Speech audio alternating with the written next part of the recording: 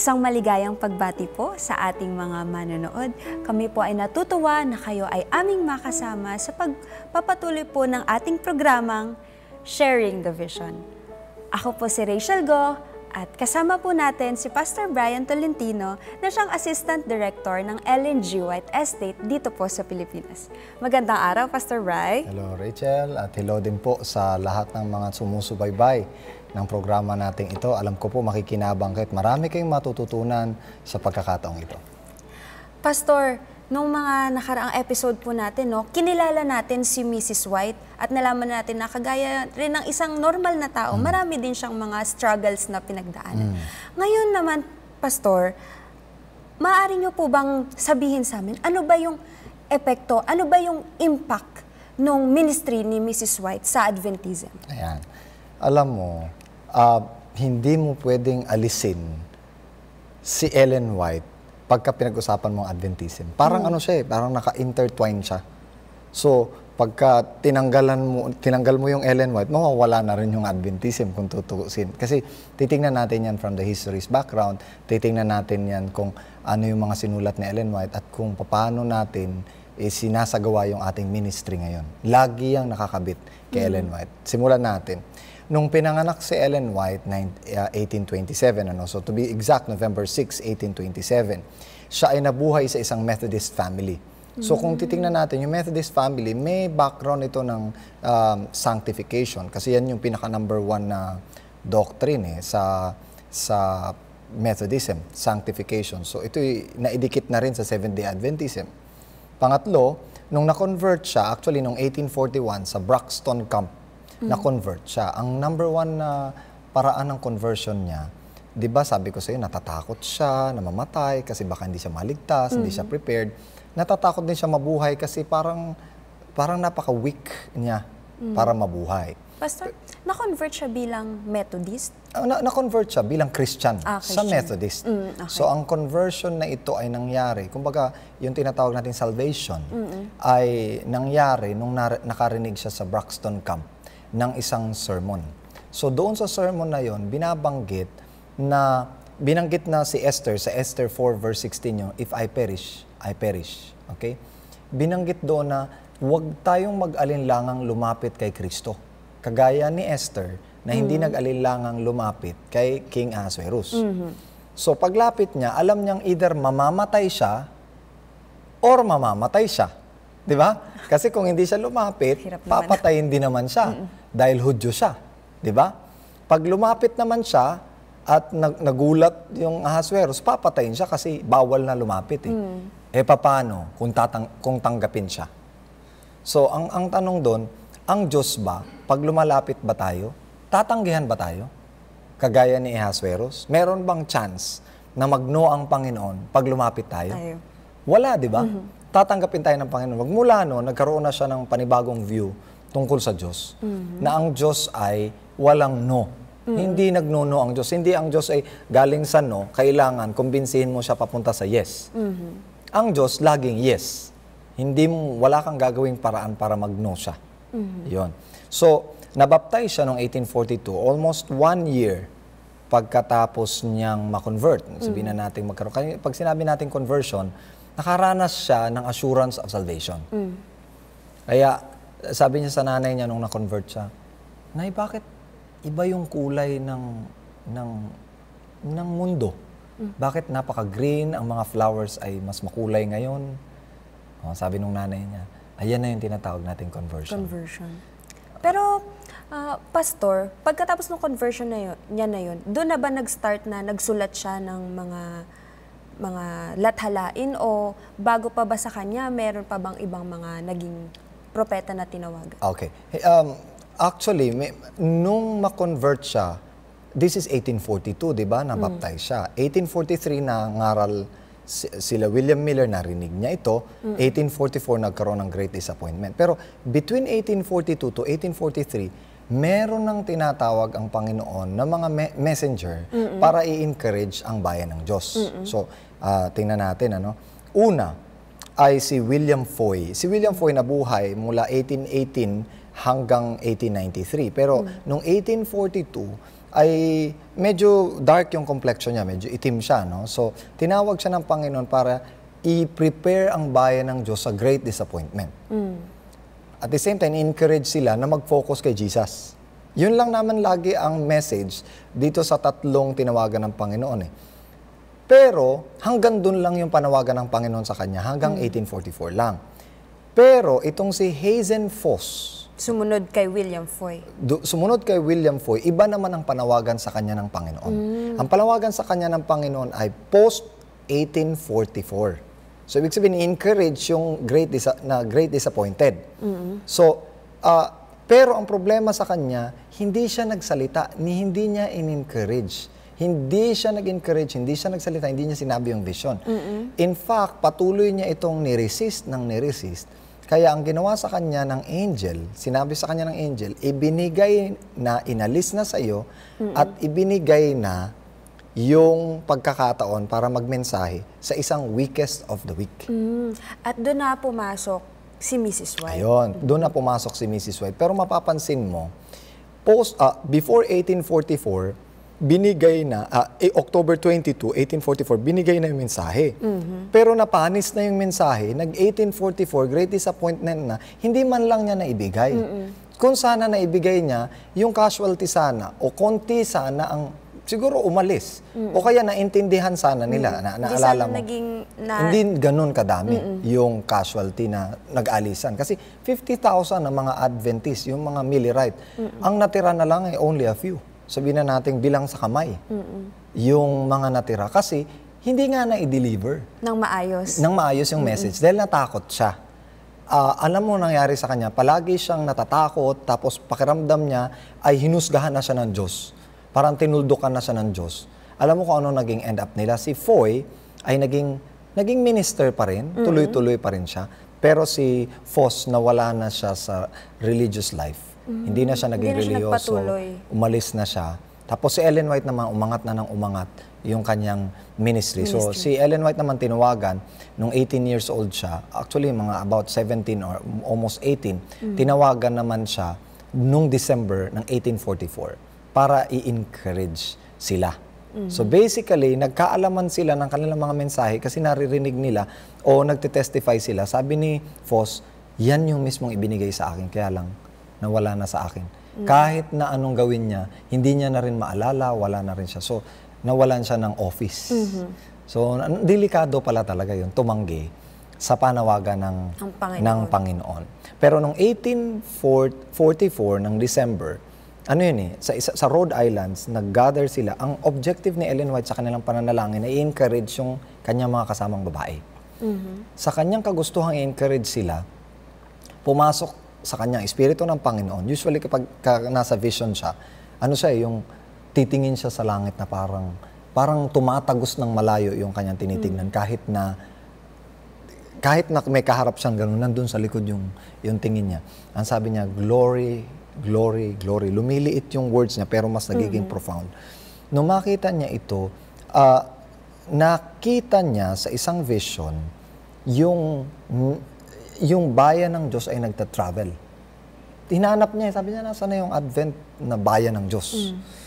Ang sabi ng angel sa kanya, wala dyan, tignan mo sa taas. So, tumingin siya sa taas. Pagtingin niya sa taas, nakakita siya ng narrow road. Okay. Yan. Nabasa ko yan, Pastor. Yan. Doon sa narrow road, ipinakita sa kanya yung journey na tatahakin ng Advent movement. At specifically, ang sabi ng angel, they had a bright light set up behind them at the beginning of the path. Okay? Nakita ni Ellen White to. Which an angel told me was the midnight cry. So nung sabi niya, ano yung liwanag na nasa likuran nila? Sabi niya, yun yung midnight cry. Yan yung 1844 message. Yan yung message ni William Miller ng prophecy. Pero, ang sabi niya, this light shone all along the path. Kita talaga yung light na yun hanggang sa matapos yung path. Kaya lang, habang naglalakad sila, merong isa pang light sa harap nila. Ang sabi dito, this light was the light of Christ. Si Christ mismo yung nagliliwanag. So ang sabi niya, if they kept their eyes fixed on Jesus, sabi niya, who was just before them, leading them to the city, they were safe. So, makita mo dito, kung babalikan natin yung ating idea, ang central purpose ng panawagan kay Ellen White, una ay ituon ang mga tao kay Christ. Pangalawa, ituon ang mga tao sa misyon nila. Ayan.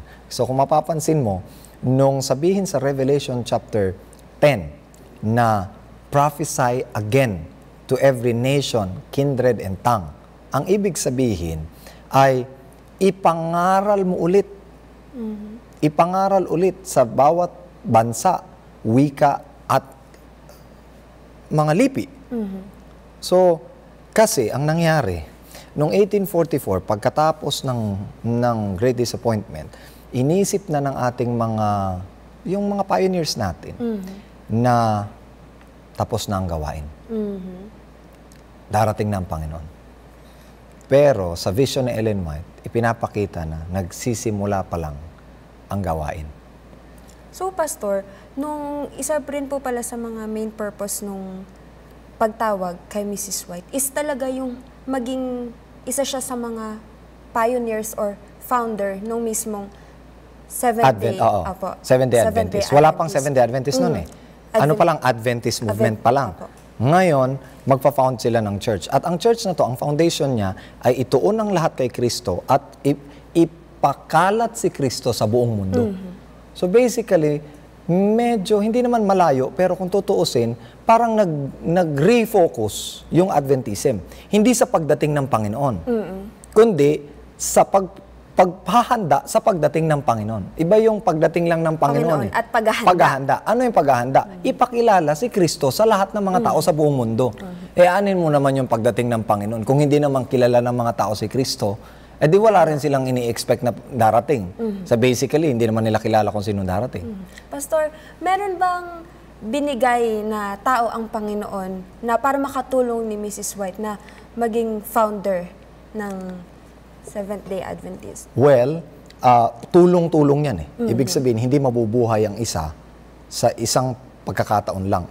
Tulong-tulong na binuo ng Panginoon. Like for example, ituon kita sa idea na ang Seventh-day Adventist ay mayroong tinatawag nating mga landmarks ng faith. Kasi ang unang concentration mula 1844 hanggang 1860s, ang unang concentration ay paano bubuin yung mga foundational beliefs ng Seventh-day Adventist. Halimbawa, si William Miller ay ini-start niya ng 1830s yung pag-aaral tungkol sa Adventism, yung pagdating ng Panginoon, gamit ang Daniel Revelation, ang buong Scripture. So basically, yung Adventism o yung Second Coming ay yung pre-Advent coming ni Christ, pre-millennial Advent coming of Christ, galing kay William Miller. Kinary over ito nila. Pero pagdating sa state of the dead, ang mga tao ay namamatay. At conditional yung kanilang eternal life kay Christ. Wala silang eternal life within themselves. Na namamatay sila ay galing kay George Storr. Tapos yung sanctuary naman, yung pumasok si Kristo sa kabanal-banalan dako, hindi rin ito galing kay William Miller. Galing ito kay Hiram Edson at saka kay Dr. O.R.L. Crosier. Na nung nasa field sila ng cornfield, nakita niya, naintindihan niya na, si Kristo pumasok. So, hindi pagdating ng Panginoon ng 1844, kundi pagbabago ng kanyang ministry. So, isa pa, yun namang Seventh-day Sabbath, hindi naman galing din kay Ellen White yun. Yun ay galing kay Rachel Oakes na naipasa kay Frederick Wheeler, na si Frederick Wheeler naipasa naman kay Joseph Bates, si Joseph Bates naman naipasa sa Seventh-day Adventist Church. Yan. Pagdating naman sa Three Angels Message, ang nakadiscovery naman nito ay si Joseph Bates, yung Three Angels Message. Ngayon, gaano kahalaga itong mga quotation na ito? Pakinggan mo ang sabi ng Ellen G. White Encyclopedia, page 48. The role of Ellen White's vision in relation to these core doctrines was not to originate them. Hindi si Ellen White ang pinanggalingan. Okay? But, ang sabi dito, to corroborate and confirm them in the thinking of the Millerites Adventists. That is, to convince the Millerite that these doctrines were true. Hindi si Ellen White ang pinanggalingan. Confirmation. Kay Mrs. White. Siya yung parang nagpo-promote na tanggapin natin ito, galing ito sa Diyos. Kasi kung walang mesahero ang Panginoon, sino ang paniniwalaan mo? Ang dami-daming doktrina. Halimbawa, yung shut door. Yung shut door theory na lahat ng tumanggap sa Adventism, ligtas na. Ang lahat ng hindi tumanggap ay napahamak na. Hindi na mali. Shut door. Yung ibig sabihin, noong 1844, wala nang maliligtas. Yung ligtas, ligtas na. Yung hindi ligtas, hindi na talaga. Hindi. Kay Ellen White, hindi. Nagpapasimula pa lamang ang pagkakaalam ng kaligtasan mula 1844. Tapakilala pa lamang kasi lalabas pa lang sila sa buong mundo eh. Sa bawat nation, sa bawat tribe. So mula pa lang doon magpapasimula. So kung wala si Ellen White, hindi sana natin napagsama-sama o na-corroborate ang lahat ng mga doktrinang ito kung wala yung tinatawag nating linking agents. At ang linking agents ay yung tatlong founders ng Seventh-day Adventist. Yun na po ba, Pastor, si Ellen White, si James White, at saka si Joseph Bates. Pero si Joseph Bates, yung tinatawag nating the father of theology, of Adventist theology. Kasi siya yung nakakakita ng relevance dito. Nakikita niya yung relevance. Pinagsasama-sama niya yung mga relevant topics na lahat ito ay may kinalaman sa Three Angels Message. Lahat ito ay may kinalaman sa ganito. So, basically, theologian natin talaga si Joseph Bates. At saka medyo matanda siya sa lahat. Over the period of siguro mga 14 or 11 to 14 years, meron silang ilang beses na nagmi-meet sila, ang tawag doon ay Sabbatarian Conference. Sino, Pastor? Minsan 5 sila, minsan 10 sila, minsan 20 sila, minsan dumadami sila ng dumadami. Pinag-uusapan lang nila yung differences nila kasi tinan mo ha, Baptist ka, Methodist ka, Christian Connection Iba-iba ako, ng beliefs. Catholic yung isa. Iba-iba sila. So, ano doon ang paniniwalaan nila? So, lagi silang nagsa-Sabbatarian Conference para isettle yung mga disputes nila sa doctrine. Pero ang pinaka-core na hindi nila pwedeng i-compromise ay itong landmarks na ito. Sabi ni Ellen White, the passing of the time in 1844 was a period of great events, opening to our astonished eyes the cleansing of the sanctuary transpiring in heaven. And having decided relation to God's people upon the earth, may relasyon yung nangyayari ng sanctuary sa langit dito sa nangyayari sa lupa. Decided relation to God's people upon the earth. Also, the first, second angels and the message and the third, unfurling the banner which was inscribed. The commandments of God, connected sa three angels message, yung commandment ng Panginoon. Okay? The commandments of God and the faith of Jesus. Ayon sa Three Angels message, one of the landmarks under this message was the temple of God, seen by the truth-loving people in heaven, and the ark containing the law of God. Mahalaga din yung ark kasi sa loob din ng ark yung Ten Commandments. At sa loob ng Ten Commandments, nandun din yung Sabbath. And the light of the Sabbath of the fourth commandment flashed its strong rays in the pathway of the transgressors of God's law. And the non-immortality of the wicked. Walang immortality sa wicked. Is an old landmark. I can call to mind nothing more than can come under the head of the old landmarks. All this cry about changing the old landmarks is all imaginary. So, kung titingnan natin yung landmarks na ito yung pinakapundasyon. Dito nagkakaisa ang lahat ng Adventist kahit iba-ibang religion nila. All other else ay hindi na yun yung pinaka-foundation ng Adventism. Ay nasaan yung isa, yung spirit of prophecy ang naglilink sa kanilang lahat. Halimbawa, hindi maintindihan ni Ellen White yung Sabbath, ilang beses na sila nag-uusap-usap, pero pag nasa vision siya, nakita niya, pumapasok siya sa sanctuary at sa sanctuary may Ark of the Covenant. Sa loob ng Ark of the Covenant, merong Ten Commandments. At doon sa Ten Commandments, merong Sabbath. Merong ilaw doon sa heart, yung Sabbath. Doon pa lamang niya naiintindihan ang connection ng lahat ng Sabbath sa sanctuary, connection ng sanctuary sa Three Angels Message, connection ng Three Angels Message sa immortality of the soul. Lahat connected sila na pag intertwining, makikilala mo ang tunay na ugali ng Diyos kung maiintindihan mo lahat ito. Pagka hindi mo naintindihan ito, hindi mo rin maintindihan yung kaligtasan. So basically, kino-confirm ni Ellen White itong mga paniniwalang ito ng ating mga leaders. Pero hindi lang dito limited ang mga pinag-uusapan ni Ellen White. Halimbawa, sa kanyang mga vision, meron ding pinag-uusapan ng education, pinag-uusapan ng medical missionary work, pinag-uusapan din ng publishing work, meron ding mga vision tungkol sa welfare, meron ding vision tungkol sa mga centers of influence at kung ano-ano pa. Yan, leadership, yan. Pero alam mo ba kung ilang visions lahat meron si Ellen White? Hindi, Pastor. Nasa more or less 2,000 visions. Imagine mo ba yun? Napakaraming visions para lang i-confirm, para lang hindi maligaw yung church. At sa lahat ng mga sinulat niya, over 100,000 manuscripts. 100,000 manuscripts, 5,000 periodical articles, 200 tracts and pamphlets, 26 books all in all ang isinulat niya. 126 titles available in English. Ay napakalaking bagay. Mga pastor, sa dami ng sinulat ni Mrs. White, I wonder kung ilang years niya yon. Over a period of 70 years. Okay. Mula 1844 hanggang 1915. In fact, Before siya namatay. Before siya namatay. So, more or less nasa 70 years yung kanyang paglilingkod sa church. Di ba? Napakalaking paglilingkod. Meron din siyang pinag-uusapan ng mga Bible prophecy, children's ministry, evangelistic methods, mga homiletics, role ng mga babae sa church, spirituality and theology, health and education. Napakarami. And may pinag-uusapan din siya mga church-state relationships, ethics, morals, families, at kung ano-ano pa. Business, marriage, napakarami. Kaya nga nakilala si Ellen White, hindi lamang sa Seventh-day Adventist, nakilala si Ellen White sa buong mundo. So, siya ay naisulat sa Smithsonian Magazine, mga 2016, na 2-page ang nakalagay sa magazine doon. Isa siya sa 100 most significant Americans. 100 most significant Americans. At 8 lang yung religious na Americans na nakalagay doon.